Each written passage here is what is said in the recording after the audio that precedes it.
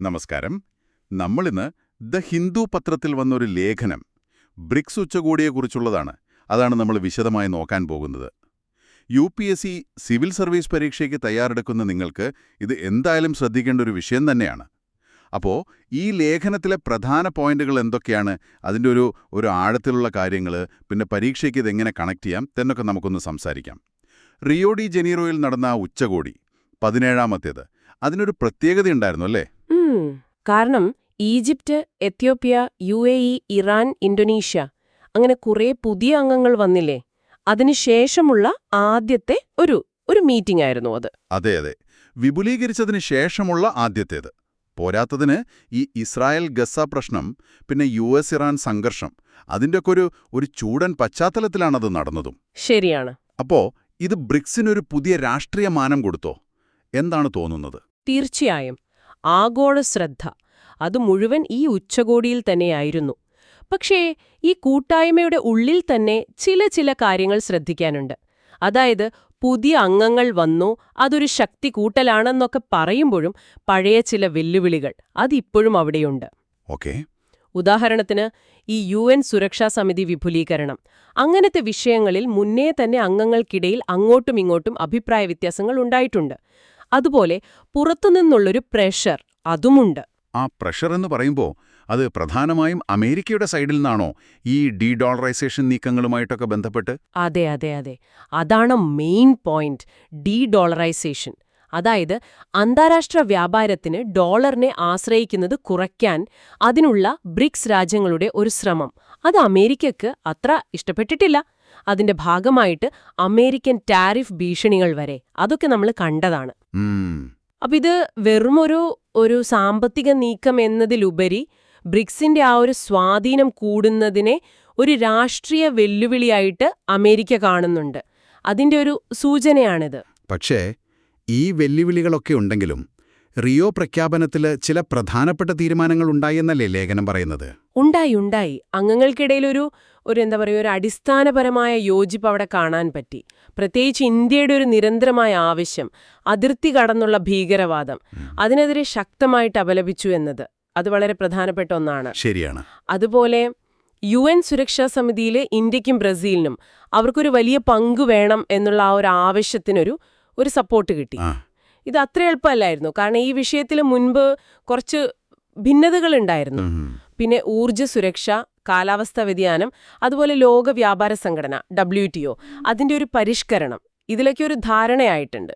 അപ്പോ ഈ WTO പരിഷ്കരണം പോലുള്ള കാര്യങ്ങൾ അതൊക്കെ UPSC മെയിൻസിന് വളരെ പ്രധാനപ്പെട്ടതാണല്ലോ. GS പേപ്പർ 2-ല് അന്താരാഷ്ട്ര സ്ഥാപനങ്ങളെക്കുറിച്ചൊക്കെ ചോദിക്കാറുണ്ട്. തീർച്ചയായും. അതുപോലെ പ്രിലിംസിന് നോക്കുവാണെങ്കിൽ ബ്രിക്സ് അംഗരാജ്യങ്ങൾ ഏതൊക്കെ, ഉച്ചകോടി എവിടെ നടന്നു, പ്രധാന തീരുമാനങ്ങൾ എന്തൊക്കെ, അതൊക്കെ ശ്രദ്ധിക്കണമല്ലേ? കൃത്യമാണ്. പ്രിലിംസിന് ഇത്തരം കൂട്ടായ്മകൾ, അതായത് IR ഭാഗത്ത് വരുന്നത്, അവയുടെ അംഗങ്ങൾ, പ്രഖ്യാപനങ്ങൾ, വേദികൾ, ഇതൊക്കെ പ്രധാനമാണ്. മെയിൻസിലേക്ക് വരുമ്പോൾ താങ്കൾ പറഞ്ഞ പോലെ GS പേപ്പർ 2-ല് ഇന്ത്യ ഉൾപ്പെടുന്ന പ്രാദേശിക അല്ലെങ്കിൽ ആഗോള കൂട്ടായ്മകൾ, പിന്നെ ഇന്ത്യയുടെ താൽപ്പര്യങ്ങളെ ബാധിക്കുന്ന നയങ്ങൾ, UNSC, WTO പോലുള്ള സ്ഥാപനങ്ങളുടെ ഘടന, അതിലെ പരിഷ്കാരങ്ങൾ, ആ ഭാഗത്താണ് ഇത് വരുന്നത്. പിന്നെ ഗ്ലോബൽ സൗത്ത് എന്നൊരാശയം, അതും ഇവിടെ കണക്ട് ചെയ്യാം. അതായത് വികസ്വര രാജ്യങ്ങളുടെ ഒരു കൂട്ടായ്മ എന്ന നിലയിൽ ബ്രിക്സിന്റെ പ്രാധാന്യം അത് കൂടുകയാണ്. ഓക്കെ. അപ്പോൾ ഇന്ത്യയുടെ ഒരു കാഴ്ചപ്പാടിൽ നോക്കുവാണെങ്കിൽ ബ്രിക്സിന്റെ തന്ത്രപരമായ പ്രാധാന്യം എന്താണ്? നമ്മുടെ ആ സ്ട്രാറ്റജിക് ഓട്ടോണമി എന്നൊക്കെ പറയില്ലേ, തന്ത്രപരമായ സ്വയംഭരണാവകാശം, അതിന് ഇത് എത്രത്തോളം ഹെൽപ്പ് ചെയ്യും? അത് വളരെ നല്ലൊരു ചോദ്യമാണ്. കാരണം പാശ്ചാത്യ രാജ്യങ്ങളെ മാത്രം എപ്പോഴും ആശ്രയിക്കാതെ റഷ്യ, ചൈന പോലുള്ള രാജ്യങ്ങളുമായിട്ട് സഹകരിക്കാൻ, അതുപോലെ ഗ്ലോബൽ സൗത്തിന്റെ, അതായത് വികസ്വര രാജ്യങ്ങളുടെ ഒരു ശബ്ദമായി മാറാൻ, അതിനൊക്കെ ബ്രിക്സ് ഇന്ത്യയ്ക്ക് ഒരു നല്ല പ്ലാറ്റ്ഫോം നൽകുന്നുണ്ട്. ഇത് ഈ പറഞ്ഞ സ്ട്രാറ്റജിക് ഓട്ടോണമിക്ക് വളരെ പ്രധാനപ്പെട്ടതാണ്. പക്ഷേ ഇത് അത്ര സ്ട്രെയിറ്റ് ഫോർവേഡ് അല്ല. അതെന്താ അങ്ങനെ? കാരണം ഇന്ത്യയ്ക്ക് അമേരിക്കയുമായും അതുപോലെ ക്വാഡ് പോലുള്ള കൂട്ടായ്മകളുമായും നല്ല ബന്ധം വേണം, പ്രത്യേകിച്ച് സാമ്പത്തിക കാര്യങ്ങളിൽ, സുരക്ഷാ കാര്യങ്ങളിൽ. എന്നാൽ ബ്രിക്സിലെ പ്രധാന അംഗമായ ചൈനയുമായിട്ട് നമുക്ക് അതിർത്തിയിൽ പ്രശ്നങ്ങളുണ്ട്. അമേരിക്കയാണെങ്കിൽ ബ്രിക്സിനോട്, പ്രത്യേകിച്ച് ഡീഡോളറൈസേഷൻ നീക്കങ്ങളോട് ഒരു താൽപ്പര്യക്കുറവും കാണിക്കുന്നു. അപ്പോൾ ഇന്ത്യക്ക് ഈ രണ്ട് സൈഡിനെയും ഒരുപോലെ ബാലൻസ് ചെയ്ത് കൊണ്ടുപോകേണ്ട ഒരു ഡിപ്ലോമാറ്റിക് ടാസ്ക് ഉണ്ട്. അതൊരു വെല്ലുവിളിയാണ്. ശരിയാണ്. അപ്പോൾ അവസരങ്ങളും വെല്ലുവിളികളും ഒരുപോലെ മുന്നിലുണ്ടെന്ന് പറയാം. ഈ NDB പോലുള്ള പുതിയ സ്ഥാപനങ്ങൾ അതൊക്കെ സാമ്പത്തികമായിട്ട് നല്ല സാധ്യതകളാണ്. പക്ഷെ മറുഭാഗത്ത് ചൈനയുടെ ഒരു ആധിപത്യം കൂടാനുള്ള സാധ്യത, പിന്നെ അംഗങ്ങൾക്കിടയിലെ വ്യത്യസ്ത താൽപ്പര്യങ്ങൾ, അതൊക്കെ വെല്ലുവിളിയുമാണ്. അതെ. അപ്പോൾ അടുത്ത വർഷം ഇന്ത്യ അധ്യക്ഷസ്ഥാനം ഏറ്റെടുക്കുമ്പോൾ എന്തായിരിക്കണം നമ്മുടെ ഒരു അപ്രോച്ച്? ലേഖനത്തിൽ പറയുന്നൊരു പോയിന്റ് എന്താന്ന് വെച്ചാൽ, ഇന്ത്യ ഒരു പാലം പോലെ അല്ലെങ്കിൽ ഒരു മോഡറേറ്റർ ആയിട്ട് പ്രവർത്തിക്കേണ്ടി വരും. അതായത് ബ്രിക്സിനെ പൂർണ്ണമായിട്ടൊരു വെസ്റ്റേൺ വിരുദ്ധ ഗ്രൂപ്പ് ആക്കാതെ, എന്നാൽ ഗ്ലോബൽ സൗത്തിന്റെ താൽപ്പര്യങ്ങൾ സംരക്ഷിക്കുന്ന ഒരു വേദിയായിട്ട് അതിനെ നിലനിർത്താൻ ശ്രമിക്കണം. ഇങ്ങനെയുള്ള പൊതുവായ വിഷയങ്ങളിൽ സഹകരണത്തിന് മുൻഗണന കൊടുക്കുന്നത് നന്നായിരിക്കും. എന്തായാലും ഇന്ത്യയുടെ അധ്യക്ഷ പദവി ലോക ജനസംഖ്യയുടെ ഏതാണ്ട് പകുതിയോളം വരുന്ന ഈ കൂട്ടായ്മയ്ക്ക് ഒരു പുതിയ ഡയറക്ഷൻ കൊടുക്കാൻ സഹായിച്ചേക്കും. അപ്പോൾ ചുരുക്കി പറഞ്ഞാൽ ബ്രിക്സ് ഉച്ചകോടി, അതിലെ തീരുമാനങ്ങൾ, അതിലെ വെല്ലുവിളികൾ, പിന്നെ ഇന്ത്യയുടെ ആ ഒരു കുറച്ച് സങ്കീർണമായ സ്ഥാനം, പിന്നെ UPSC പരീക്ഷയ്ക്കുള്ള ഇതിൻ്റെ പ്രാധാന്യം, അതൊക്കെ നമ്മൾ ഏകദേശം ഒന്ന് ചർച്ച ചെയ്തു. ഈ ലേഖനം നിങ്ങൾക്ക് ഈ വിഷയത്തിൽ നല്ലൊരു ഇൻസൈറ്റ് നൽകിയിട്ടുണ്ടാവും എന്ന് കരുതുന്നു. ഒരു കാര്യം കൂടി നമുക്ക് ആലോചിക്കാൻ വിടാം.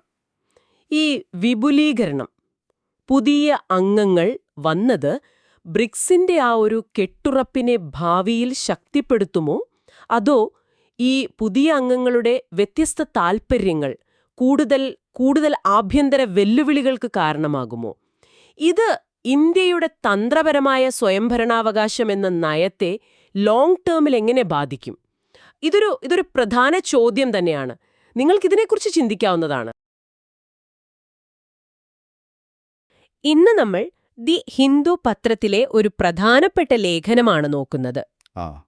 തമിഴ്നാട്ടിൽ ഈയിടെ നടന്ന അജിത് കുമാർ എന്നൊരാളുടെ കസ്റ്റഡി മരണം, അതുമായി ബന്ധപ്പെട്ട് ഇന്ത്യയിലെ കസ്റ്റഡി മരണങ്ങളെക്കുറിച്ചും പോലീസ് സംവിധാനത്തിൽ വരേണ്ട മാറ്റങ്ങളെക്കുറിച്ചുമാണ് ഈ ലേഖനം. ശരിയാണ്. അപ്പോൾ നിങ്ങൾ സിവിൽ സർവീസിന് തയ്യാറെടുക്കുന്ന ഒരാളാണെങ്കിൽ ഇത് വളരെ ശ്രദ്ധിക്കേണ്ട ഒരു വിഷയമാണ്. തീർച്ചയായും. പ്രിലിംസിന് ഇന്ത്യൻ പോളിറ്റി, പ്രത്യേകിച്ച് ആർട്ടിക്കിൾ 20, 21, 22 പോലുള്ള മൗലികാവകാശങ്ങൾ, പിന്നെ മനുഷ്യാവകാശം, NHRC, ഇവയെല്ലാം വരും. അതെ. മെയിൻസിലേക്ക് വന്നാൽ GS പേപ്പർ 2 പോളിറ്റി ഗവേണൻസ്, പിന്നെ GS പേപ്പർ 4 എത്തിക്സ്, ഇതിലൊക്കെ ഇതിന് പ്രാധാന്യമുണ്ടല്ലേ? ഉണ്ട്. ഗവേണൻസിലും എത്തിക്സിലും ഒരുപോലെ വരുന്ന വിഷയമാണ്. അപ്പോൾ ലേഖനത്തിലേക്ക് കടക്കാം. എന്താണ് ഇതിലെ ഒരു പ്രധാന പ്രശ്നമായിട്ട് ചൂണ്ടിക്കാണിക്കുന്നത്? ഈ ലേഖനം പറയുന്നത് എന്താണെന്ന് വെച്ചാൽ, ഈ തമിഴ്നാട്ടിലെ സംഭവം അതൊരു ഒറ്റപ്പെട്ട ഒന്നല്ല. ഓഹോ. മറിച്ച് നമ്മുടെ ഈ പോലീസ് സംവിധാനത്തിൽ ആഴത്തിൽ വേരുപിടിച്ച ഒരു പ്രശ്നമുണ്ട്, ഒരു വ്യവസ്ഥാപിതമായ പ്രശ്നം. അതായത് വ്യക്തികളുടെ തെറ്റുകൾ എന്നതിനേക്കാൾ ന്യായത്തെക്കാളും സംസാരത്തെക്കാളും ബലപ്രയോഗത്തിന് ഒരു പ്രാധാന്യം കിട്ടുന്നൊരവസ്ഥ. നോർമലൈസേഷൻ ഓഫ് ഫോഴ്സ് എന്ന് ലേഖനത്തിൽ പറയുന്നുണ്ട്. അതെ. ആ ഒരു ബലപ്രയോഗം ഒരു സാധാരണ സംഭവമായി മാറുന്നൊരു രീതി, അതാണ് ഇതിലെ കാതലായ പ്രശ്നം. ഇത് ശരിക്കും ശ്രദ്ധിക്കേണ്ട ഒരു പോയിന്റാണ്. ഈ ബഡ്ജറ്റ് വിനിയോഗത്തെക്കുറിച്ച് എന്തെങ്കിലും പറയുന്നുണ്ടോ? എവിടെയാണ് ഈ ഫണ്ട് പോകുന്നത്? അത് പറയുന്നുണ്ട്. വളരെ പ്രധാനപ്പെട്ട കാര്യമാണത്. പോലീസിന്റെ ബഡ്ജറ്റ് നോക്കിയാൽ വലിയൊരു പങ്ക് പോകുന്നത് വാഹനങ്ങൾ, ക്യാമറകൾ, അതുപോലുള്ള ഹാർഡ്വെയർ വാങ്ങാനാണ്. ശരി. പക്ഷേ ഈ പോലീസുകാരുടെ ക്ഷേമം, അവരുടെ പരിശീലനം, മാനസികാരോഗ്യം, ഈ മാനുഷിക ഘടകങ്ങളുണ്ടല്ലോ, അതിന് വേണ്ടത്ര ശ്രദ്ധയോ പണമോ കിട്ടുന്നില്ല എന്നതാണ് സത്യം. അപ്പോ ആ ഒരു സമ്മർദ്ദം. അതെ, പോലീസുകാരനുഭവിക്കുന്ന വലിയ സമ്മർദ്ദമുണ്ട്, ജോലി സംബന്ധമായ ആഘാതങ്ങളുണ്ട്. ഇത് പലപ്പോഴും പിന്നീട് ഒരുതരം ക്രൂരതയായിട്ട് പുറത്തുവരാം. അതുകൊണ്ട് അവർക്ക് കൗൺസിലിംഗ്, മാനസികാരോഗ്യ പിന്തുണ, അതൊക്കെ അത്യാവശ്യമാണെന്നാണ് ലേഖനം വാദിക്കുന്നത്. അപ്പോ ഈ ഹാർഡ്വെയർ വാങ്ങുന്നു എന്ന് പറയുമ്പോഴും ഈ CCTVകൾ പോലും പലയിടത്തും പ്രവർത്തിക്കുന്നില്ല എന്നൊക്കെയുള്ള പരാതികൾ നമ്മൾ കേൾക്കാറുണ്ടല്ലോ. ശരിയാണ്, അതൊരു പ്രശ്നം തന്നെയാണ്. വാങ്ങുന്ന ഉപകരണങ്ങൾ പോലും കാര്യക്ഷമമായി ഉപയോഗിക്കുന്നില്ല എന്നൊരു പ്രശ്നം കൂടിയുണ്ട്. ശരി. അപ്പോ ഇതിനൊരു പരിഹാരമായിട്ട് ലേഖനം മുന്നോട്ട് വയ്ക്കുന്ന നിർദ്ദേശങ്ങൾ എന്തൊക്കെയാണ്? പ്രധാനമായിട്ടും ചില കാര്യങ്ങൾ പറയുന്നുണ്ട്. ഒന്ന്, ഈ പരിശീലന രീതികൾ അത് കാലഹരണപ്പെട്ടു, അത് മാറ്റണം. ഓക്കെ. ധാർമ്മികത, മനുഷ്യാവകാശം, പിന്നെ ജനങ്ങളുമായിട്ട് നന്നായിട്ട് ഇടപഴകാനുള്ള പരിശീലനം, കമ്മ്യൂണിറ്റി പോലീസിംഗ് പോലുള്ള കാര്യങ്ങൾ അതിന് ഊന്നൽ കൊടുക്കണം. ശരി. 2, കസ്റ്റഡിയിലെ പീഡനങ്ങൾക്കെതിരെ വളരെ ശക്തമായ ഒരു നിയമം, ഒരു ആന്റി കസ്റ്റോഡിയൽ വയലൻസ് നിയമം അത്യാവശ്യമാണ്. പിന്നെ 3, പോലീസ് സ്റ്റേഷനുകളിലെ CCTVകൾ അവ പ്രവർത്തിക്കുന്നുണ്ടെന്ന് ഉറപ്പാക്കണം, അതിലെ ദൃശ്യങ്ങൾ കൃത്യമായി സൂക്ഷിക്കണം. ഈ കസ്റ്റഡി മരണം, അതുപോലെ പോലീസ് പരിഷ്കരണം എന്നൊക്കെ നമ്മൾ എപ്പോഴും കേൾക്കാറുണ്ട്. എന്താണിതുകൊണ്ട് അടിസ്ഥാനപരമായി ഉദ്ദേശിക്കുന്നത്? പ്രിലിംസിനും ഇത് പ്രധാനപ്പെട്ട കോൺസെപ്റ്റുകളാണല്ലോ. അതെ, കസ്റ്റഡി മരണം എന്ന് പറഞ്ഞാൽ പോലീസിന്റെയോ അല്ലെങ്കിൽ മറ്റേതെങ്കിലും സർക്കാർ ഏജൻസിയുടെയോ കസ്റ്റഡിയിലിരിക്കുമ്പോൾ ഒരാൾ മരിക്കുന്ന അവസ്ഥയാണ്. ഇത് വളരെ ഗൗരവമുള്ളൊരു മനുഷ്യാവകാശ ലംഘനമാണ്. ശരി. പോലീസ് പരിഷ്കരണം എന്ന് പറയുന്നത് പതിറ്റാണ്ടുകളായി നമ്മൾ ആവശ്യപ്പെടുന്ന കാര്യമാണ്. പോലീസിന്റെ കാര്യക്ഷമത കൂട്ടുക, അവരെ കൂടുതൽ ഉത്തരവാദിത്തമുള്ളവരാക്കുക എന്നൊക്കെയാണ് ലക്ഷ്യം. ഇതിലേറ്റവും പ്രധാനം 2006 പ്രകാശ് സിംഗ് കേസാണ്. സുപ്രീംകോടതി അന്ന് 7 പ്രധാന നിർദ്ദേശങ്ങൾ കൊടുത്തു. ആ 7 നിർദ്ദേശങ്ങൾ. അതെ, രാഷ്ട്രീയ ഇടപെടൽ ഒഴിവാക്കുക, നിയമനത്തിനും സ്ഥലമാറ്റത്തിനും ഒരു രീതി ഉണ്ടാക്കുക, പരാതി കേൾക്കാൻ ഒരു സംവിധാനം, അങ്ങനെ പലതും. പക്ഷെ അതൊന്നും പൂർണ്ണമായി നടപ്പായിട്ടില്ല. നമ്മുടെ ഭരണഘടന പൗരന്മാർക്ക് ഇതിനെതിരെ എന്ത് സംരക്ഷണം നൽകുന്നുണ്ട്? 2 ആർട്ടിക്കിളുകൾ വളരെ പ്രധാനമാണ്. ഒന്ന്, ആർട്ടിക്കിൾ 21, ജീവിക്കാനുള്ള അവകാശം, വ്യക്തിസ്വാതന്ത്ര്യം. ഇതിൽ അന്തസ്സോടെ ജീവിക്കാനുള്ള അവകാശവും പീഡനത്തിനെതിരെയുള്ള സംരക്ഷണവും ഉൾപ്പെടും എന്ന് കോടതികൾ പറഞ്ഞിട്ടുണ്ട്. അപ്പോ കസ്റ്റഡി മരണം ഇതിന്റെ ലംഘനമാണ്. ഓക്കെ. പിന്നെ ആർട്ടിക്കിൾ 22, അറസ്റ്റിനും തടങ്കലിനുമെതിരെ ചില സംരക്ഷണം നൽകുന്നു. എന്തിന് അറസ്റ്റ് ചെയ്തുവെന്ന് അറിയിക്കണം, വക്കീലിനെ കാണാൻ അനുവദിക്കണം, 24 മണിക്കൂറിനകം മജിസ്ട്രേറ്റിന് മുന്നിൽ കൊണ്ടുപോകണം, അങ്ങനെയുള്ള കാര്യങ്ങൾ. ശരി. ഇനി നമുക്ക് മെയിൻസ് പരീക്ഷയുടെ ഒരു കാഴ്ചപ്പാടിൽ നിന്ന് നോക്കാം. ഈ കസ്റ്റഡി മരണങ്ങൾ രാജ്യത്തിന് എങ്ങനെയാണ് ബാധിക്കുന്നത്?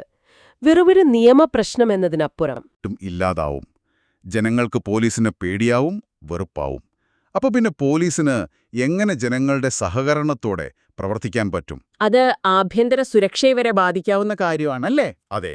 അതോടൊപ്പം നമ്മുടെ പോലീസ് ഇപ്പോഴും ഒരു കൊളോണിയൽ രീതിയിൽ നിന്ന് പൂർണ്ണമായി മാറിയിട്ടില്ല എന്നതിൻ്റെ ഒരു സൂചന കൂടിയാണിത്. ഒരു അധികാരപ്രയോഗത്തിന്റെ ഉപകരണം എന്ന നിലയിൽ നിന്ന് ഒരു സേവനദാതാവായി മാറാൻ ഇനിയും ഒരുപാട് ദൂരം പോകാനുണ്ട്. എന്തുകൊണ്ടാണ് ഈ പരിഷ്കാരങ്ങൾക്കൊന്നും വേഗത്തിൽ നടപ്പാക്കാൻ പറ്റാത്തത്? എന്താണ് പ്രധാന തടസ്സങ്ങൾ? പ്രധാന തടസ്സം എപ്പോഴും രാഷ്ട്രീയ ഇച്ഛാശക്തിയുടെ കുറവ് തന്നെയാണ്. പലപ്പോഴും പോലീസിനെ നിയന്ത്രിക്കാൻ രാഷ്ട്രീയക്കാർക്ക് താൽപ്പര്യമുണ്ടാവും. ഓക്കെ. അതുകൂടാതെ പോലീസിനകത്ത് തന്നെയുള്ള ഒരു മനോഭാവം, മാറ്റങ്ങളോടുള്ള വിമുഖത, പിന്നെ ആവശ്യത്തിന് പോലീസുകാരില്ല, ജോലിഭാരം കൂടുതൽ, പരിശീലനത്തിന്റെ കുറവ്, ആരെങ്കിലും തെറ്റ് ചെയ്താൽ കൃത്യമായ ശിക്ഷ കിട്ടാത്ത അവസ്ഥ, അങ്ങനെ പല കാരണങ്ങളുണ്ട്. അപ്പോ ഇതിനൊരു പരിഹാരമെന്താണ്? ഒരുപാട് പ്രശ്നങ്ങൾ പറഞ്ഞു. മുന്നോട്ട് എങ്ങനെ പോകാം? ഒരൊറ്റമൂലിയില്ല, പക്ഷെ പല കാര്യങ്ങൾ ഒരുമിച്ച് ചെയ്യണം. ഒന്ന്, ഈ പ്രകാശ് സിംഗ് കേസിലെ നിർദ്ദേശങ്ങൾ അതെത്രയും പെട്ടെന്ന് പൂർണ്ണമായി നടപ്പാക്കാൻ ശ്രമിക്കുക. ശരി. 2, പീഡനത്തിനെതിരെ ഒരു നിയമം, അത് വേണം. 3, പോലീസുകാരുടെ ക്ഷേമം ഉറപ്പാക്കണം. ശമ്പളം, താമസം, ജോലി സമയം, മാനസിക സമ്മർദ്ദം കുറയ്ക്കാനുള്ള വഴികൾ, കൗൺസിലിംഗ്, അതൊക്കെ നോക്കണം. 4, പരിശീലനം, അത് ശരിക്കും ആധുനികമാക്കണം. മനുഷ്യാവകാശം, ശാസ്ത്രീയമായ അന്വേഷണ രീതികൾ ഒക്കെ പഠിപ്പിക്കണം. ടെക്നോളജിയുടെ ഉപയോഗം. അതെ, CCTV പോലുള്ള സാങ്കേതികവിദ്യ ഉപയോഗിച്ച് കൂടുതൽ സുതാര്യതയും ഉത്തരവാദിത്വവും കൊണ്ടുവരണം. പിന്നെ ജനങ്ങളുമായിട്ടൊരു നല്ല ബന്ധമുണ്ടാക്കാൻ കമ്മ്യൂണിറ്റി പോലീസിംഗ് പോലുള്ള കാര്യങ്ങൾ സജീവമാക്കണം. അപ്പൊ ചുരുക്കത്തില് ഈ ചർച്ചയിൽ നിന്ന് മനസ്സിലാവുന്നത്, കസ്റ്റഡി മരണങ്ങൾ പോലുള്ള പ്രശ്നങ്ങൾ പരിഹരിക്കണമെങ്കിൽ ഏതെങ്കിലും ഒരു കാര്യം മാത്രം മാറ്റിയാൽ പോരാ. പോലീസ് സംവിധാനത്തിൽ മൊത്തത്തിലൊരു മാറ്റം വരണം. ഉത്തരവാദിത്വം, നല്ല പരിശീലനം, പോലീസുകാരുടെ ക്ഷേമം, മനുഷ്യാവകാശങ്ങളോടുള്ള ബഹുമാനം, ഇതെല്ലാം ചേർന്നൊരു സമീപനമാണ് വേണ്ടത്. ശരിയാണ്. പക്ഷേ ഇവിടെ ഒരു അടിസ്ഥാനപരമായ ചോദ്യം ബാക്കി നിൽക്കുന്നുണ്ട്. ഈ നിയമങ്ങളും ചട്ടങ്ങളും പരിശീലന രീതികളുമൊക്കെ മാറ്റുന്നതിനപ്പുറം നമ്മുടെ ഇന്നത്തെ ഒരു സാമൂഹിക രാഷ്ട്രീയ ചുറ്റുപാടിൽ പോലീസിന്റെ ആ ഒരു അടിസ്ഥാന മനോഭാവം, ആ ബലപ്രയോഗത്തിൽ നിന്ന് മാറി ഒരു സേവന മനോഭാവത്തിലേക്ക് പൂർണ്ണമായി എത്താൻ എന്തു ചെയ്യാൻ പറ്റും? ഇത് നിങ്ങൾക്കും ആലോചിക്കാവുന്ന ഒരു കാര്യമാണ്. തീർച്ചയായും.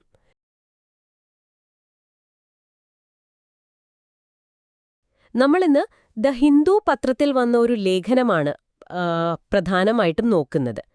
പ്രകൃതി ദുരന്ത ഫണ്ടിങ്ങിന് കാറ്റ് ബോണ്ടുകൾ, ഇന്ത്യയുടെ സാധ്യതകൾ, അതാണ് ലേഖനത്തിന്റെ പേര്. അതെ. അപ്പോ സിവിൽ സർവീസ് പരീക്ഷയ്ക്ക് UPSCക്ക് തയ്യാറെടുക്കുന്ന നിങ്ങൾക്ക് ഇതെങ്ങനെ പ്രസക്തമാകുന്നു എന്ന് നോക്കുകയാണ് നമ്മുടെ ലക്ഷ്യം. ലേഖനം പറയുന്നൊരു പ്രധാന പ്രശ്നം എന്താണെന്ന് വെച്ചാൽ, ഇന്ത്യയിൽ ഈ പ്രകൃതി ദുരന്തങ്ങൾ ഉണ്ടാകുമ്പോൾ ഒരുപാട് നഷ്ടങ്ങൾ സംഭവിക്കുന്നുണ്ട്. പക്ഷെ അതിനുള്ള ഇൻഷുറൻസ് പരിരക്ഷ അത് വളരെ കുറവാണ്. അപ്പൊ ദുരന്തം വരുമ്പോൾ വലിയ സാമ്പത്തിക പ്രശ്നങ്ങളിലേക്ക് ഇത് നയിക്കുന്നു. ശരിയാണ്. അപ്പൊ ഈ ഒരു പ്രശ്നത്തിന് ഒരു പരിഹാരമായിട്ട് അല്ലെങ്കിൽ ഒരു സാധ്യതയായിട്ട് ലേഖനം പറയുന്നതാണ് ഈ കറ്റാസ്ട്രോഫി ബോണ്ടുകൾ, കാറ്റ് ബോണ്ടുകൾ എന്ന് പറയും. കാറ്റ് ബോണ്ടുകൾ.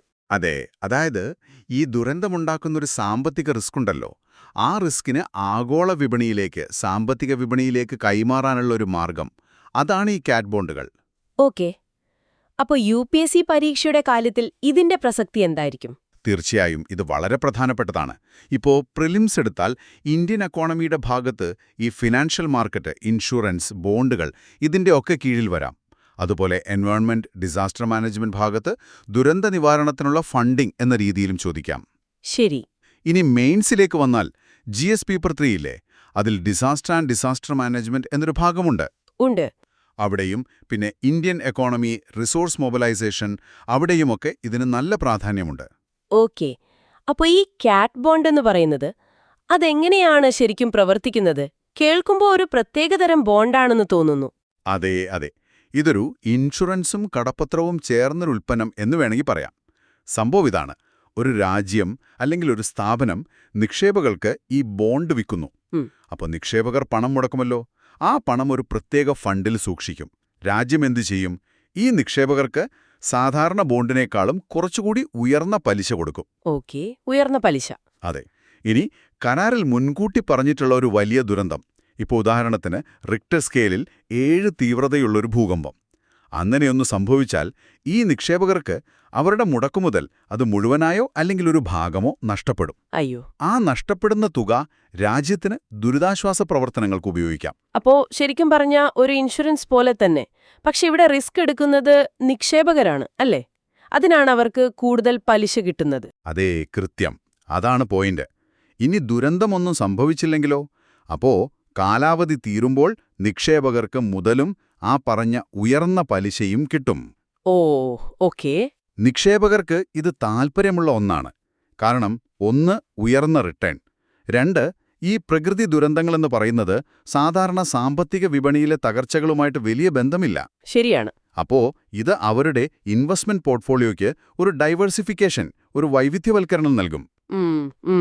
അത് കൊള്ളാം. അപ്പൊ ഇന്ത്യയുടെ കാര്യത്തില് ഇതിന്റെ സാധ്യത എന്താണ് ലേഖനം പറയുന്നത്? ലേഖനം പറയുന്നത് ഇന്ത്യക്ക് വേണമെങ്കിൽ സ്വന്തമായിട്ടൊരു കാറ്റ് ബോണ്ട് ഇറക്കാം, അല്ലെങ്കിൽ നമ്മുടെ അയൽ രാജ്യങ്ങളെയൊക്കെ കൂട്ടി ഒരു സൗത്ത് ഏഷ്യൻ റീജിയണൽ കാറ്റ് ബോണ്ടിന് നേതൃത്വം കൊടുക്കാമെന്നൊക്കെയാണ്. ഒരു റീജിയണൽ ബോണ്ട്. അതെ, അങ്ങനെ ഫണ്ട് കണ്ടെത്താൻ സഹായിക്കും. പക്ഷേ ലേഖനം ഇതിലൊരു പ്രധാന വെല്ലുവിളി കൂടി പറയുന്നുണ്ട്. എന്താണത്? അതാണ് ബേസിസ് റിസ്ക്. ഇത് നമ്മൾ ശ്രദ്ധിക്കേണ്ട ഒരു കാര്യമാണ്. ബേസിസ് റിസ്ക് അതെന്താണ് സംഭവം? അതായത് ഇപ്പോൾ ഒരു ദുരന്തമുണ്ടായി, വലിയ നാശനഷ്ടമുണ്ടായിന്ന് കരുതുക. പക്ഷേ ഈ ബോണ്ടിന്റെ കരാറിൽ പറഞ്ഞിട്ടുള്ള സാങ്കേതികമായ നിബന്ധനകൾ, ഉദാഹരണത്തിന് ഭൂകമ്പമാണെങ്കിൽ ഇത്ര തീവ്രത, അല്ലെങ്കിൽ കാറ്റാണെങ്കിൽ ഇത്ര വേഗത, ആ നിബന്ധന കൃത്യമായി പാലിക്കപ്പെട്ടില്ലെങ്കിൽ ചിലപ്പോൾ പണം കിട്ടില്ല. അതെങ്ങനെ? ഒരു ഉദാഹരണം പറയാം. 7 തീവ്രത വന്നാൽ പണം കിട്ടുമെന്നാണ് ബോണ്ടിൽ പറയുന്നതെങ്കിൽ 6.9 തീവ്രതയുള്ള ഭൂകമ്പത്തിൽ വലിയ നാശമുണ്ടായാലും ടെക്നിക്കലി ആ നിബന്ധന പാലിക്കാത്തതുകൊണ്ട് പണം കിട്ടാതെ വരാം. ഇതാണ് ബേസിസ് റിസ്ക്. യഥാർത്ഥ നഷ്ടവും ബോണ്ടിന്റെ നിബന്ധനയും തമ്മിലുള്ള ഒരു പൊരുത്തക്കേട്. ഓ, ശരി ശരി. അപ്പോ വലിയ നഷ്ടമുണ്ടായാലും ചില സാങ്കേതിക കാരണങ്ങൾ കൊണ്ട് പണം കിട്ടാതെ പോകാം. അത് പ്രശ്നം തന്നെയാണല്ലോ. അതെ, അതൊരു പ്രധാന വെല്ലുവിളിയാണ്. അപ്പോ ഇനി മെയിൻസ് പരീക്ഷയുടെ കാഴ്ചപ്പാടിൽ ചിന്തിച്ചാൽ ഈ വിഷയത്തിന്റെ പ്രാധാന്യം എങ്ങനെയാണ്? മെയിൻസിന് ഇത് വളരെ പ്രധാനമാണ്. കാരണം ഇന്ത്യയിലെ ഈ വർദ്ധിച്ചുവരുന്ന ദുരന്ത സാധ്യതകൾ, പിന്നെ കാലാവസ്ഥാമാറ്റം ഇതിനൊരു കാരണമാണല്ലേ? അതെ. നിലവില് നമ്മൾ സർക്കാർ ഫണ്ടിനെയാണ് കൂടുതലായി ആശ്രയിക്കുന്നത്. അതിന് അതിൻ്റേതായ കാലതാമസങ്ങളും പരിമിതികളുമുണ്ട്. അപ്പോൾ കാറ്റ് ബോണ്ടുകൾ പോലുള്ള പുതിയ വഴികൾ എങ്ങനെ ഗുണകരമാവും, എന്തൊക്കെയാണ് വെല്ലുവിളികൾ എന്നൊക്കെ ഒരു വിശകലനം ആവശ്യമുണ്ട്. അപ്പോ ഗുണങ്ങളും ദോഷങ്ങളും ലേഖനം പറയുന്നുണ്ടാവും. തീർച്ചയായും. നേട്ടങ്ങൾ എന്തൊക്കെയാണെന്ന് വെച്ചാൽ ഗവൺമെന്റിന്റെ സാമ്പത്തിക ഭാരം കുറയും, ദുരന്തമുണ്ടായാൽ പെട്ടെന്ന് ഫണ്ട് കിട്ടും, പിന്നെ ആഗോള വിപണിയിൽ നിന്ന് പണം ആകർഷിക്കാം. ഒരുപക്ഷെ ദുരന്ത ലഘൂകരണ പ്രവർത്തനങ്ങൾക്ക് ഇതൊരു പ്രോത്സാഹനമായെന്നും വരാം. ശരി. ഇനി പോരായ്മകളോ? പോരായ്മകൾ നമ്മൾ നേരത്തെ പറഞ്ഞ പോലെ, ഒന്ന് ഉയർന്ന പ്രീമിയം, അതായത് ആ പലിശ കൊടുക്കണമല്ലോ, അത് താരതമ്യേന കൂടുതലായിരിക്കും. അത് രാഷ്ട്രീയമായിട്ടും പ്രശ്നമാകാമല്ലോ, അല്ലേ? ദുരന്തമൊന്നും നടന്നില്ലെങ്കിൽ ഇത്രയും പണം വെറുതെ കൊടുത്തു എന്ന് പറഞ്ഞ്. തീർച്ചയായും അതൊരു വലിയ പോയിന്റാണ്. പിന്നെ ഇതിന്റെ ഘടന കുറച്ച് സങ്കീർണമാണ്. പിന്നെ നമ്മൾ പറഞ്ഞ ബേസിസ് റിസ്ക്, അത് വലിയൊരു പ്രശ്നമാണ്. ഇതൊക്കെ കൈകാര്യം ചെയ്യാനുള്ളൊരു വൈദഗ്ധ്യം അത് നമ്മുടെ രാജ്യത്തിനകത്തുണ്ടാക്കിയെടുക്കണം. ശരിയാണ്. അതുകൊണ്ട് ലേഖനം ഒരു ബാലൻസ്ഡ് വ്യൂ ആണ് തരുന്നത്. ഇതെല്ലാത്തിനുമുള്ള ഒരു ഒറ്റമൂലിയല്ല, പക്ഷേ ദുരന്ത നിവാരണത്തിനുള്ള ഫണ്ടിംഗ് ഓപ്ഷനുകളിൽ ഒന്നായി ഇതിനെ കാണാം. ഒരു പൈലറ്റ് പ്രോജക്റ്റൊക്കെ ആയിട്ട് പരീക്ഷിച്ചു നോക്കാവുന്നതാണ്. ദക്ഷിണേഷ്യൻ ബോണ്ട് എന്ന ആശയവും കൊള്ളാം. അതെ, റിസ്ക് ഷെയർ ചെയ്യാൻ അത് സഹായിക്കും. പക്ഷേ ഏറ്റവും പ്രധാനപ്പെട്ട കാര്യം, ഇത്തരം സാമ്പത്തിക ഉപാധികൾ ഒരിക്കലും ഈ ദുരന്തം കുറയ്ക്കാനുള്ള ശ്രമങ്ങൾക്ക് പകരമാവരുത്. അതിനെ സഹായിക്കാനേ പാടുള്ളൂ. ജീവൻ രക്ഷിക്കുക എന്നതായിരിക്കണം എപ്പോഴും നമ്മുടെ പ്രയോറിറ്റി.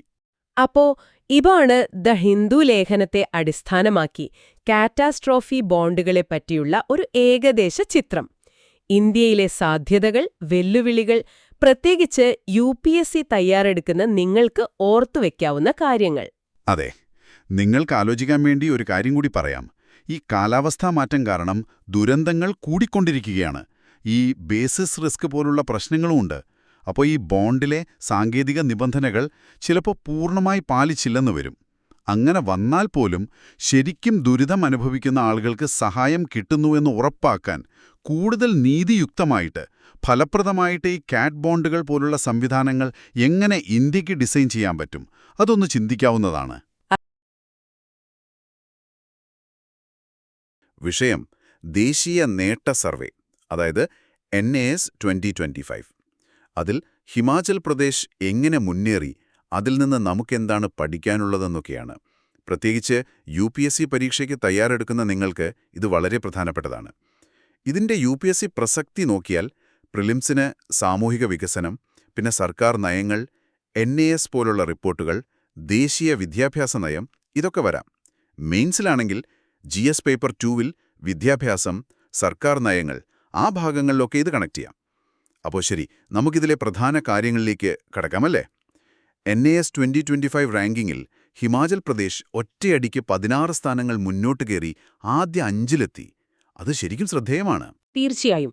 ഈ NAS എന്താണെന്ന് നമുക്ക് ആദ്യം ചുരുക്കത്തിലൊന്ന് പറയാം.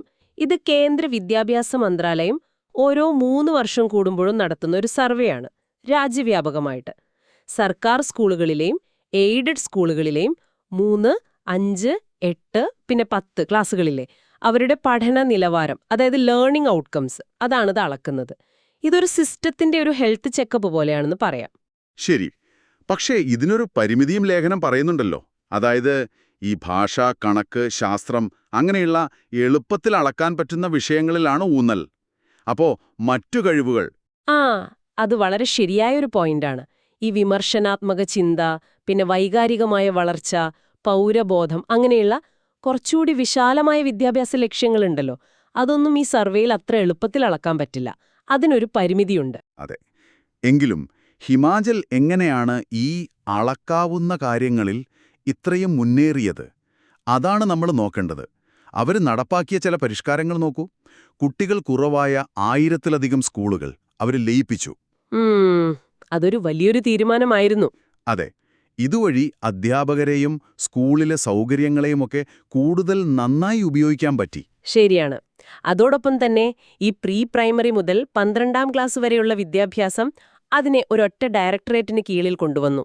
അത് ഭരണപരമായ കാര്യങ്ങൾ എളുപ്പമാക്കി, ഏകോപനം കൂട്ടി. പിന്നെ ആ ക്ലസ്റ്റർ രീതിയും പറയുന്നുണ്ട്. അതെ, ക്ലസ്റ്റർ അധിഷ്ഠിത മാതൃക. അത് വിഭവങ്ങൾ പങ്കുവയ്ക്കാനും ടീച്ചർമാർക്ക് പരസ്പരം പഠിക്കാനും, എന്തിന് സമൂഹത്തിന് പങ്കാളിത്തം കൂട്ടാൻ പോലും സഹായിച്ചു. അപ്പോ ഒരു തരത്തിൽ പറഞ്ഞാൽ ഹിമാചലിന്റെ ഈ വിജയം പൊതുവിദ്യാഭ്യാസത്തിൽ ആളുകൾക്കൊരു വിശ്വാസം തിരികെ കൊണ്ടുവരാൻ സഹായിച്ചു എന്ന് പറയാമല്ലേ? ഒരു പരിധിവരെ തീർച്ചയായും. പക്ഷെ നമ്മൾ എപ്പോഴും ഓർക്കേണ്ട ഒരു കാര്യമുണ്ട്. ഇത്തരം സ്റ്റാൻഡേർഡ് പരീക്ഷകളിലെ പ്രകടനം മാത്രം വെച്ചിട്ട് വിദ്യാഭ്യാസത്തിന്റെ മൊത്തത്തിലുള്ള ഗുണമേന്മയെ അളക്കുന്നത് അത് ശരിയല്ല. അതൊരു പൂർണ്ണ ചിത്രം തരില്ല. അത് വളരെ ശരിയാണ്. ഇനിയിപ്പോൾ പ്രിലിംസിന്റെ ഭാഗത്തുനിന്ന് നോക്കുമ്പോൾ ഓർത്തിരിക്കേണ്ട ചില അടിസ്ഥാന ആശയങ്ങൾ, കോർ കോൺസെപ്റ്റ്സ് നമുക്കൊന്ന് വേഗത്തിൽ നോക്കാം. സ്കൂൾ സിസ്റ്റത്തിന്റെ ഒരു ഹെൽത്ത് ചെക്കപ്പ്, വ്യക്തിഗത പ്രകടനമല്ല, സിസ്റ്റം എങ്ങനെ പ്രവർത്തിക്കുന്നു എന്ന് നോക്കുന്നു.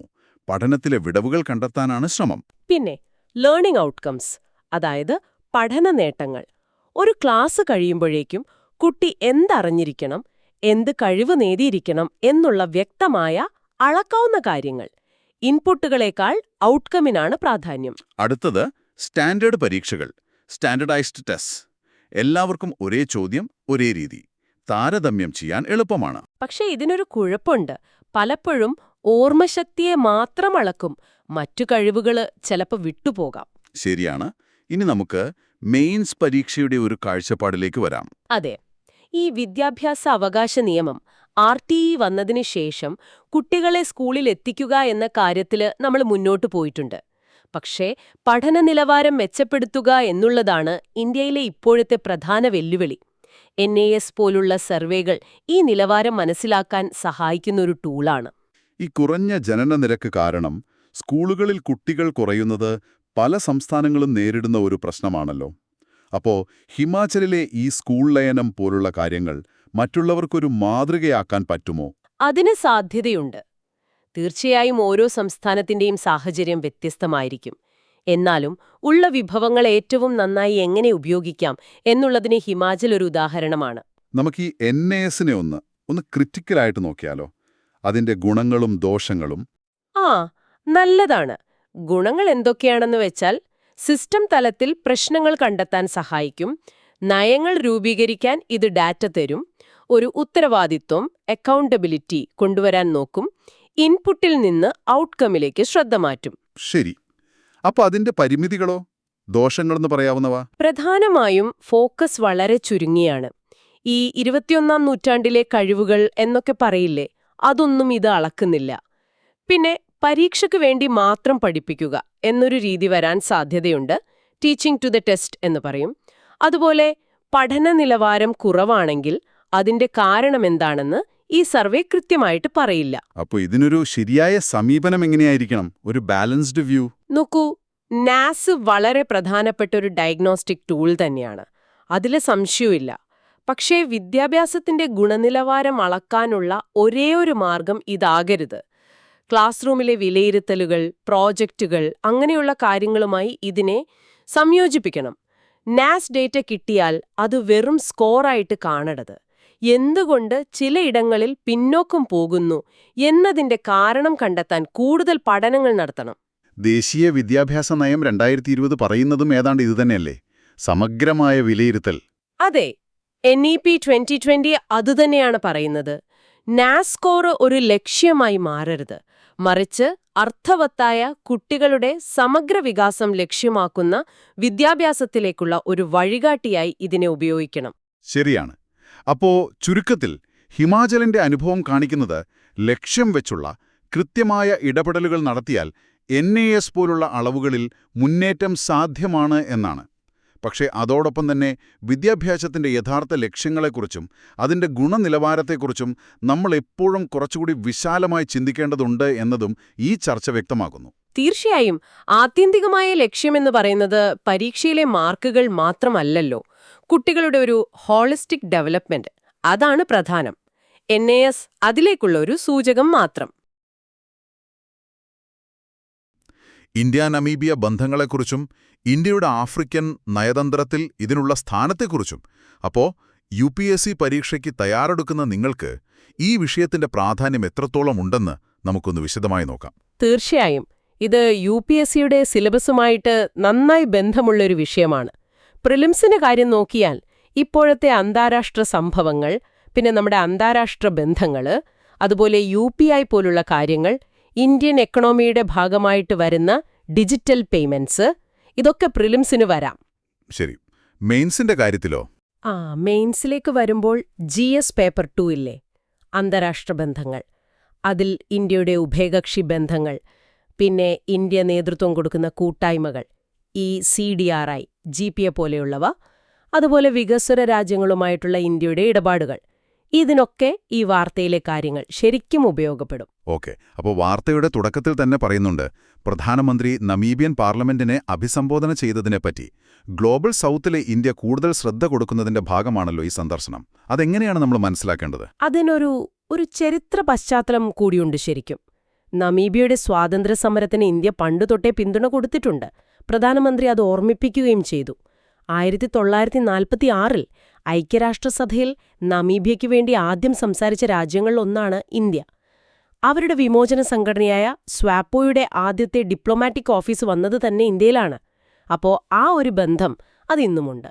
ആ പഴയ ബന്ധം ഇന്നത്തെ പുതിയ ടെക്നോളജി ലോകത്തും എത്തുന്നു എന്നത് രസമാണ്.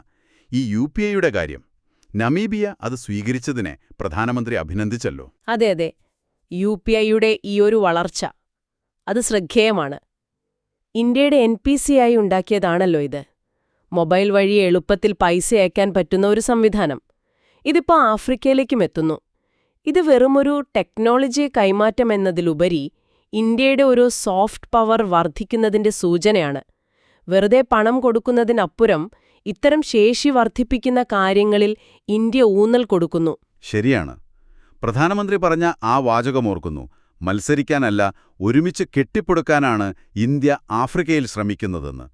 അതോടൊപ്പം മറ്റു ചില കരാറുകളും ഒപ്പുവെച്ചല്ലോ. ഈ സംരംഭകത്വ വികസന കേന്ദ്രം, ആരോഗ്യം, അങ്ങനെയുള്ള കാര്യങ്ങൾ. പിന്നെ ഇന്ത്യ മുൻകൈയെടുത്ത CDRI, ഗ്ലോബൽ ബയോഫ്യൂവൽ അലയൻസ്, ഇതിലൊക്കെ നമീബിയ ചേർന്നതും പ്രധാനമാണ്. വളരെ പ്രധാനമാണ്. CDRI എന്ന് പറഞ്ഞാൽ ഈ കാലാവസ്ഥാ മാറ്റമൊക്കെ വരുമ്പോൾ അതിജീവിക്കാൻ പറ്റുന്ന അടിസ്ഥാന സൗകര്യങ്ങൾ ഉണ്ടാക്കാനുള്ള കൂട്ടായ്മയാണ്. GBA ആണെങ്കിൽ ജൈവ ഇന്ധനങ്ങൾ പ്രോത്സാഹിപ്പിക്കാനുള്ളതും. ഇവ രണ്ടും ഇന്ത്യയുടെ നേതൃത്വത്തിലുള്ളതാണ്. അപ്പോൾ അതിൽ നമീബിയ വരുന്നത് ഗ്ലോബൽ സൗത്ത് രാജ്യങ്ങൾക്കിടയിൽ ഇന്ത്യയുടെ ഒരു നേതൃത്വം അംഗീകരിക്കപ്പെടുന്നതിന്റെ സൂചനയാണ്. ഈ ഗ്ലോബൽ സൗത്ത് എന്ന് പറഞ്ഞാൽ ഏഷ്യ, ആഫ്രിക്ക, ലാറ്റിൻ അമേരിക്ക ഇവിടങ്ങളിലെ വികസ്വര രാജ്യങ്ങളുടെ ഒരു കൂട്ടായ്മയാണല്ലോ. അതുപോലെ നമീബിയയുടെ ഏറ്റവും വലിയ ബഹുമതി പ്രധാനമന്ത്രിക്ക് കിട്ടിയതും ഈയൊരു ബന്ധത്തിന്റെ ഊഷ്മളത കാണിക്കുന്നു. അപ്പോൾ ഇതിന്റെയൊക്കെ ഒരു വലിയ ചിത്രം എന്താണ്? മെയിൻസ് പരീക്ഷയ്ക്ക് തയ്യാറെടുക്കുന്ന നിങ്ങൾക്ക് ഇതിൽ നിന്ന് എന്തൊക്കെ പ്രധാന പോയിന്റുകളാണ് എടുക്കാൻ പറ്റുക? ഒന്ന്, ഇതൊരു സ്ട്രാറ്റജിക് ഔട്ട്റീച്ചാണ്. അതായത് ആഫ്രിക്കയിൽ ഇപ്പോൾ ചൈനയുടെ സ്വാധീനം കൂടുന്നുണ്ടല്ലോ, അതിനൊരു ബദലായിട്ട് സഹകരണത്തിൽ ഊന്നിയൊരു നയമാണ് ഇന്ത്യയുടേത്. 2, സാമ്പത്തികമായ അവസരങ്ങൾ. UPI പോലുള്ള നമ്മുടെ ടെക്നോളജികൾക്ക് പുതിയ മാർക്കറ്റ് കിട്ടുന്നു. 3, ഗ്ലോബൽ സൗത്തിലൊരു നേതൃത്വം. ആഫ്രിക്കൻ രാജ്യങ്ങളുടെ പിന്തുണ അതിനാവശ്യമുണ്ട്. 4, വിഭവ സുരക്ഷ.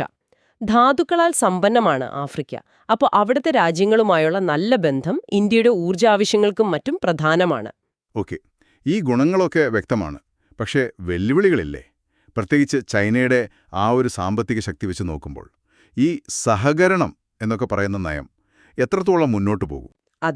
അത് വളരെ പ്രസക്തമായ ഒരു ചോദ്യമാണ്. ചൈനയുടെ അത്രയും സാമ്പത്തിക ശേഷി ഇന്ത്യക്കില്ല എന്നതൊരു യാഥാർത്ഥ്യമാണ്.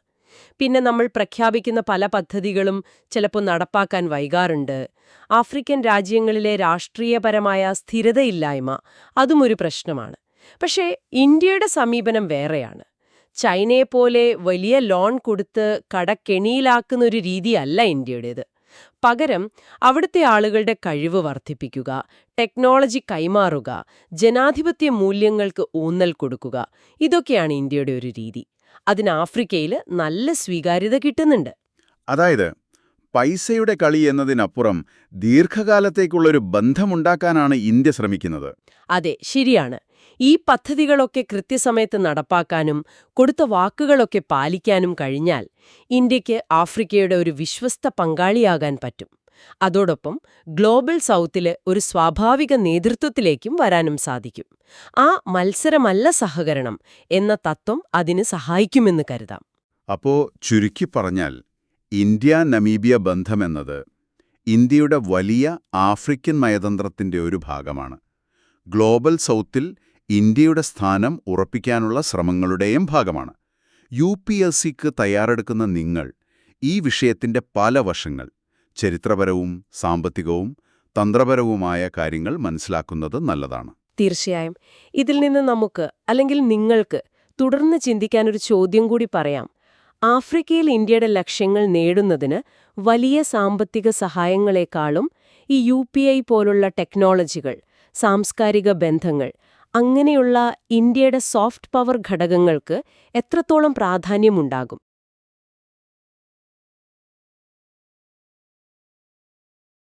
സമയമളക്കുന്ന യൂണിറ്റിലെ സെക്കൻഡ്, അതെ. അതിന് ഒന്നുകൂടി കൃത്യമാക്കാൻ പുതിയ ക്ലോക്കുകൾ വരുന്നു എന്നാണ് വാർത്ത. ഒപ്റ്റിക്കൽ ആറ്റോമിക് ക്ലോക്കുകൾ. അതെ അതെ, വളരെ പ്രധാനപ്പെട്ട ഒരു വിഷയമാണത്. UPSC പരീക്ഷയ്ക്ക് തയ്യാറെടുക്കുന്നവർക്ക്, പ്രത്യേകിച്ച് പ്രിലിംസിലെ സയൻസ് ആൻഡ് ടെക് ഭാഗത്ത് ഇത് ശ്രദ്ധിക്കേണ്ട ഒന്നാണ്. അപ്പോൾ നമുക്ക് കാര്യത്തിലേക്ക് കടക്കാം. എന്താണ് സംഭവം? ശരി, അപ്പോൾ ലോകത്തുള്ള ശാസ്ത്രജ്ഞന്മാരൊക്കെ ഒരുമിച്ചിരുന്ന് നിലവിലുള്ള ഏറ്റവും വലിയൊരു ക്ലോക്ക് താരതമ്യം ചെയ്യൽ അങ്ങ് പൂർത്തിയാക്കി. എന്തിനുവേണ്ടി? ഈ സെക്കൻഡിന്റെ ഇപ്പോഴത്തെ നിർവചനം ഒന്ന് പരിഷ്കരിക്കാൻ വേണ്ടി തന്നെ. ഓക്കെ, ഇപ്പൊ നമ്മൾ സീസിയം വെച്ചുള്ള ക്ലോക്കല്ലേ ഉപയോഗിക്കുന്നത്, CS? അതെ, സീസിയം 133 ആറ്റം 1967 മുതലുള്ള രീതിയാണ്. അതിന്റെ 2 എനർജി ലെവൽസ് തമ്മിലുള്ള മാറ്റത്തിന്റെ റേഡിയേഷൻ ഏകദേശം 91 കോടി വൈബ്രേഷൻസ്. അതാണ് ഒരു സെക്കൻഡ്. കാരണം അതിലും കൃത്യതയുള്ള ക്ലോക്കുകൾ ഇപ്പോഴുണ്ട്. അതാണ് ഈ ഒപ്റ്റിക്കൽ ആറ്റോമിക് ക്ലോക്കുകൾ. കൂടുതൽ കൃത്യത. അതെ, ഒരു 2030 ആകുമ്പോഴേക്കും ഈ പുതിയ നിർവചനം വരും എന്നാണ് പ്രതീക്ഷ. എന്താണ് ഈ ഒപ്റ്റിക്കൽ ക്ലോക്കും സീസിയം ക്ലോക്കും തമ്മിലുള്ള പ്രധാന വ്യത്യാസം? പ്രധാന വ്യത്യാസം ഫ്രീക്വൻസിയാണ്. സീസിയം ക്ലോക്ക് മൈക്രോവേവ് റേഞ്ചിലാണ്. പക്ഷേ ഒപ്റ്റിക്കൽ ക്ലോക്കുകൾ പേരുപോലെ തന്നെ അത് ലൈറ്റ്, അതായത് പ്രകാശത്തിന്റെ ഫ്രീക്വൻസിയാണ് ഉപയോഗിക്കുന്നത്. ഓക്കെ, ഫ്രീക്വൻസി കൂടുമ്പോൾ കൃത്യത കൂടും, അങ്ങനെയല്ലേ? അതെ, ലളിതമായി പറഞ്ഞാൽ ഫ്രീക്വൻസി കൂടുമ്പോൾ ഒരു സെക്കൻഡിൽ കൂടുതൽ ടിക്ക് ടോക്ക് നടക്കും. കൂടുതൽ ടിക്ക്? അതെ, കൂടുതൽ ടിക്കുണ്ടെങ്കിൽ നമുക്ക് സമയത്തെ കൂടുതൽ സൂക്ഷ്മമായി ഭാഗിക്കാൻ പറ്റും. ഈ പുതിയ ക്ലോക്കുകളിൽ സ്ട്രോങ്ഷിയം, SR, ഈറ്റർബിയം, YB ഒക്കെയാണ് ഉപയോഗിക്കുന്നത്. അതിന്റെയൊക്കെ ഫ്രീക്വൻസി സീസിയത്തിന്റെ 10,000 മടങ്ങൊക്കെ വരും. 10,000 മടങ്ങോ? അതെ, അതുകൊണ്ടാണ് 18 ദശാംശ വരെ കൃത്യത കിട്ടുന്നത്. ശരിക്കും പറഞ്ഞാൽ അളവ് ശാസ്ത്രം, അതായത് മെട്രോളജിയിൽ ഇതൊരു വിപ്ലവം തന്നെയാണ്. അപ്പോൾ ഈ പുതിയ പഠനത്തില് ഒരു 10ഓളം ക്ലോക്കുകളെ താരതമ്യം ചെയ്തു, പല രാജ്യങ്ങളിലായിട്ട്. അതെ, 3 ഭൂഖണ്ഡങ്ങളിലായിട്ട്. ഇതൊരു വലിയ അന്താരാഷ്ട്ര സഹകരണമായിരുന്നു. നമ്മുടെ ഇന്ത്യയില് ഇപ്പൊ സമയം നോക്കുന്നത് എങ്ങനെയാ? ഇന്ത്യയുടെ സമയം സൂക്ഷിക്കുന്നത് ഡൽഹിയിലെ നാഷണൽ ഫിസിക്കൽ ലബോറട്ടറി NPL ആണ്. അവിടെ 5 സീസിയം ക്ലോക്കുകൾ വെച്ചാണ് ഇപ്പോഴത്തെ സ്റ്റാൻഡേർഡ് സമയം നിലനിർത്തുന്നത്. ശരി, അപ്പോ പ്രിലിംസിന് തയ്യാറെടുക്കുന്നവർ ഓർത്തിരിക്കേണ്ട പ്രധാന പോയിന്റ്സ് എന്തൊക്കെയാണ്? 1. സെക്കൻഡിന്റെ നിർവചനം എങ്ങനെ മാറി വന്നു. പണ്ട് സൂര്യനെയും നക്ഷത്രങ്ങളെയും നോക്കിയാണ് തുടങ്ങിയത്. പിന്നെ 1967 സീസിയം ക്ലോക്ക് വന്നു. Atomic time. അതെ. 2. ഈ ആറ്റോമിക് ക്ലോക്ക് എങ്ങനെ പ്രവർത്തിക്കുന്നു. ഒരു ആറ്റത്തിലെ ഇലക്ട്രോൺ എനർജി മാറുമ്പോൾ വരുന്ന റേഡിയേഷന്റെ ഫ്രീക്വൻസി സ്ഥിരമാണ്. അതൊരു പെൻഡുലം പോലെ ഉപയോഗിക്കുന്നു. 3. ഈ പുതിയ ഒപ്റ്റിക്കൽ ക്ലോക്കുകൾ എന്തുകൊണ്ട് മെച്ചപ്പെട്ടതാണ്? കാരണം അതിന്റെ ഫ്രീക്വൻസി വളരെ വളരെ കൂടുതൽ. അതുകൊണ്ട് കൃത്യതയും ഭയങ്കരമാണ്. എത്രത്തോളം കൃത്യതയുണ്ട്? ഏകദേശം പറഞ്ഞാൽ ഈ പ്രപഞ്ചം ഉണ്ടായ കാലം തൊട്ട്, അതായത് ഒരു 15 ബില്യൺ വർഷം പ്രവർത്തിച്ചാലും ഒരു സെക്കൻഡിന്റെ ചെറിയൊരു അംശം പോലും തെറ്റില്ല. അത്ര കൃത്യത. വിശ്വസിക്കാൻ പറ്റുന്നില്ല. പക്ഷെ സാധാരണക്കാരായ നമുക്ക് ഈ അതിഭയങ്കര കൃത്യത കൊണ്ട് എന്താ ഗുണം? നല്ല ചോദ്യം. നമ്മൾ ദിവസവും ഉപയോഗിക്കുന്ന പലതിനും ഇത് വേണം. ഉദാഹരണത്തിന് GPS. മാപ്സ്. അതെ, അല്ലെങ്കിൽ നമ്മുടെ സ്വന്തം നാവിഗേഷൻ സിസ്റ്റം നാവിക്. അതിലെല്ലാം ഉപഗ്രഹത്തിൽ നിന്നുള്ള സിഗ്നൽ കൃത്യസമയത്ത് കിട്ടണം. നാനോ സെക്കൻഡ് വ്യത്യാസം വന്നാൽ മതി, ലൊക്കേഷൻ കിലോമീറ്ററുകൾ മാറും. ഓക്കെ, അത് പ്രധാനമാണ്. പിന്നെ വലിയ ശാസ്ത്ര പ്രോജക്റ്റുകൾ. ഈ തമോഗർത്തത്തിന്റെ പടമെടുത്തില്ലേ, ഈവന്റ് ഹൊറൈസൺ ടെലിസ്കോപ്പ്. അതെ, ലോകത്തിന്റെ പല ഭാഗത്തുള്ള ടെലിസ്കോപ്പിൽ നിന്നുള്ള ഡേറ്റ ഒരുമിപ്പിക്കാൻ ഈ സമയകൃത്യത കൂടിയേ തീരൂ. ഗതിനിർണയത്തിനും ശാസ്ത്രത്തിനും പുറമെ വേറെ എവിടെയെങ്കിലും ഇതിന്റെ ഉപയോഗം വരുമോ? തീർച്ചയായും. ഈ ക്ലോക്കുകൾക്ക് ഭൂമിയുടെ ഗുരുത്വാകർഷണത്തിലുള്ള ചെറിയ മാറ്റങ്ങൾ പോലും തിരിച്ചറിയാൻ പറ്റും. ഓഹോ. അതുപയോഗിച്ച് മഞ്ഞുരുകുന്നത്, ഭൂഗർഭജലത്തിന്റെ അളവ് മാറുന്നത് ഒക്കെ നിരീക്ഷിക്കാം. കാലാവസ്ഥാ പഠനത്തിൽ വലിയൊരു സാധ്യതയാണ്. കൊള്ളാം. പിന്നെ ടെലികോം നെറ്റ്വർക്കുകൾ, ഫിനാൻഷ്യൽ മാർക്കറ്റുകൾ, അതിവേഗ സ്റ്റോക്ക് ട്രേഡിംഗ് ഒക്കെ നടക്കുന്നിടത്ത് സമയത്തിന്റെ കൃത്യത വളരെ പ്രധാനമാണ്. അടിസ്ഥാനപരമായി പറഞ്ഞാൽ കൂടുതൽ കൃത്യതയുള്ള സമയം പുതിയ ടെക്നോളജികൾക്ക് വഴി തുറക്കും. ശരി. അപ്പോ ചുരുക്കത്തിൽ ഈ സെക്കൻഡിന്റെ പുനർനിർവചനം വെറുമൊരു ടെക്നിക്കൽ അപ്ഡേറ്റ് അല്ല, അതൊരു വലിയ മുന്നേറ്റമാണ്. അപ്പോ UPSC പഠിതാക്കർ, പ്രത്യേകിച്ച് സയൻസ് ആൻഡ് ടെക് ശ്രദ്ധിക്കുന്നവർ ഈ മാറ്റങ്ങൾ ഓർമ്മ വെക്കണം. എന്താണ് കോർ കൺസെപ്റ്റ്, എന്താണ് പുതിയ ടെക്നോളജി, അതിന്റെ പ്രയോജനങ്ങൾ എന്തൊക്കെയാണെന്ന്. അതെ. ഇന്നത്തെ ഈ വിശകലനം നമുക്കിവിടെ നിർത്താം. പോകുന്നതിനു മുൻപ് ഒരു കാര്യം ആലോചിച്ചു നോക്കൂ. സമയം ഇത്രയും കൃത്യമായി അളക്കാൻ പറ്റുമെങ്കിൽ മുൻപ് നമുക്ക് ചിന്തിക്കാൻ പോലും പറ്റാതിരുന്ന എന്തെല്ലാം കാര്യങ്ങളായിരിക്കും ഇനി നമുക്ക് മനസ്സിലാക്കാനും കണ്ടെത്താനും സാധിക്കുക.